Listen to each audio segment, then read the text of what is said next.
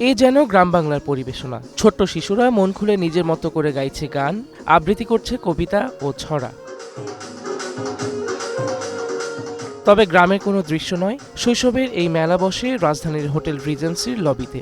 শিশু কিশোরদের জন্য বিশেষ আয়োজন, শিশুদের বৈশাখী উৎসবে আগত দর্শনার্থীদের প্রাণ খুলে বরণ করেছেন আয়োজকরা। একপাশে টং দোকান, গ্রামীণ রং তুলির ছোঁয়া ও আঁকিবুকি। শিশুদের উপস্থাপনা ও অংশগ্রহণে এরপর শুরু হয় সাংস্কৃতিক অনুষ্ঠান। এ ধরনের আয়োজনে যুক্ত থাকতে পেরে উচ্ছ্বসিত শিশুরা। আসলে এখানে এসে এতজনে গান শুনতে পারছি বা আমার গান মানুষ শুনছে, অনেক ভালো লাগছে।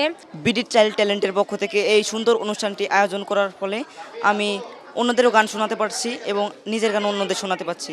আমি আমার অন্তর থেকে চাচ্ছি, আমার মন থেকে চাচ্ছি যেন আমাদের বাংলা ভাষা, আমাদের বাংলা সংস্কৃতি যেন হারিয়ে না যায় এবং আমাদের মতো শিশুরাও যাতে মন খুলে বাংলা বলতে পারি। আয়োজকরা জানান, এই ধরনের আয়োজন নতুন প্রজন্মকে দেশের ঐতিহ্য ও সংস্কৃতি ধারণে অনুপ্রেরণা যোগাবে।